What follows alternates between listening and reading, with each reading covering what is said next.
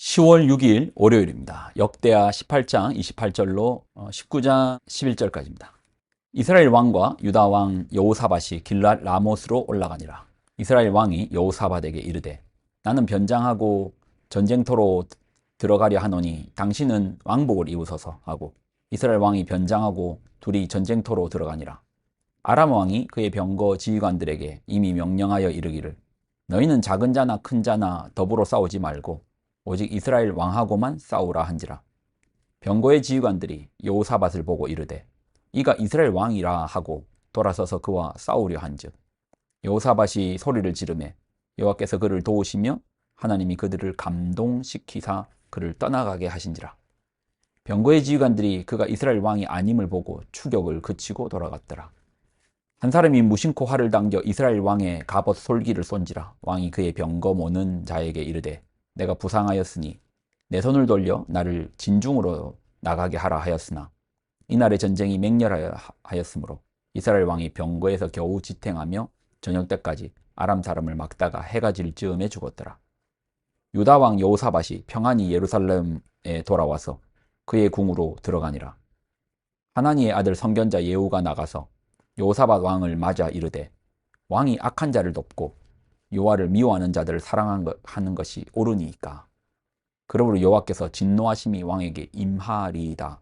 그러나 왕에게 선한 일도 있으니 이는 왕이 아세라 목상들을 이 땅에서 없애고 마음을 기울여 하나님을 찾음이니이다 하였더라. 여호사밧이 예루살렘에 살더니 다시 나가서 브엘세바에서부터 에브라임 산지까지 민간에 두루 다니며 그들의 조상들의 하나님 여호와께로 돌아오게 하고 또 유다 온 나라의 견고한 성읍에 재판관을 세우되 성읍마다 있게 하고 재판관들에게 이르되 너희가 재판하는 것이 사람을 위하여 할 것인지 여호와를 위하여 할 것인지를 잘 살피라. 너희가 재판할 때에 여호와께서 너희와 함께 하심이니라. 그런즉 너희는 여호와를 두려워하는 마음으로 삼가 행하라. 우리 하나님 여호와께서는 불의함도 없으시고 치우치심도 없으시고 뇌물을 받는 일도 없으시니라 하니라. 여호사밧이 또 예루살렘에서 레위 사람들과 제사장들과 이스라엘 족장들 중에서 사람을 세워 여호와께 속한 일과 예루살렘 주민의 모든 송사를 재판하게 하고 그들에게 명령하여 이르되 너희는 진실과 성심을 다하여 여호와를 경외하라. 어떤 성읍에 사는 너희 형제가 혹 피를 흘림이나 혹 율법이나 계명이나 율례나 규례로 말미암아 너희에게 와서 송사하거든 어떤 송사든지 그들에게 경고하여 여호와께 죄를 범하지 않게 하여 너희와 너희 형제에게 진노하심이 임하지 말게 하라. 너희가 이렇게 행하면 죄가 없으리라. 여호와께 속한 모든 일에는 대제사장 아마랴가 너희를 다스리고 왕에게 속한 모든 일은 유다 지파의 어른 이스마엘의 아들 스바자가 다스리고 레위 사람들은 너희 앞에 관리가 되리라. 너희는 힘써 행하라. 여호와께서 선한 자와 함께 하실지로다 하니라. 아멘. 기도하겠습니다. 하나님, 주신 하나님 말씀을 듣고 반응하여 나아갑니다. 우리가 날마다의 삶에서 주의 말씀을 듣게 하여 주시고 그 말씀 앞에 반응하게 하여 주옵소서.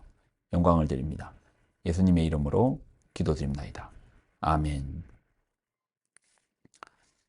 어제는 이제 주일이었고 아침 큐티를 나누지 않았는데 사실 어제 본문이 참 중요한 내용이 있습니다. 그러니까 여호사밧이라는 인생에서 참 중요한 내용이 있고 그 내용을 알아야지 계속 이어지는 여호사밧 이후의 왕들의 이야기까지도 연결돼서 그 내용을 좀 이야기하면 여호사밧의 초기 통치는 아주 훌륭했습니다. 아주 훌륭한 왕이고 오늘 우리가 읽은 구절에서도 보면 얼마나 훌륭합니까? 사람들로 하여금 하나님 앞에서 내가 하나님 앞에서 판단하고 하나님 앞에서 바르게 행하라 라고 이제 잘 전하지 않습니까? 근데 그런 그에게 오점이 있습니다. 그렇게 훌륭한 신앙인인 그에게도 큰 문제. 지금은 이 문제가 여러분에게 크게 보이지 않을 수 있으나 여호사밧 이후에 점점 시간이 지나면 지날수록 그 문제 때문에 일어나는 더 큰 문제들이 마치 도미노처럼 퍼져나가거든요. 이게 어떤 문제냐? 북왕국 이스라엘의 악한 왕, 아주 악한 왕 아합과의 결혼 동맹입니다. 여호사밧이 어제 말씀 18장 1절을 보면 여호사밧이 부귀와 영광을 크게 떨쳤고 아합 가문과 혼인함으로 인척 관계를 맺었더라. 그는 분명 우상을 타파했던 인물이거든요. 근데 그가 아합 가문의 딸을 며느리로 데리고 들어옵니다. 그러면서 문제가 생깁니다. 도대체 어떤 마음으로 아합 가문과 동맹을 맺었을까요? 분명 여호사밧은 오늘의 본문에서도 나왔지만 하나님을 사랑하고 하나님의 뜻을 구하는 그런 왕입니다. 그리고 오늘 본문에 보면 아합과 함께 길랏 라못 전쟁에 갈 때도 하나님께 묻잖아요. 우리 중에 하나님께 물을 만한 선지자가 없습니까? 라고 물어요. 그때 이제 미가야 선지자를 통해서 이 전쟁에서 아합이 죽을 것에 대해서 이제 듣죠. 그때 보십시오. 결국 여호사밧은 그 하나님의 음성을 듣고도 전쟁에 나갑니까? 안 나갑니까? 나가요. 그러다 죽을 뻔합니다. 여호사밧의 잘못이 뭡니까? 어쩌다가 아합 가문하고 결혼까지 합니까?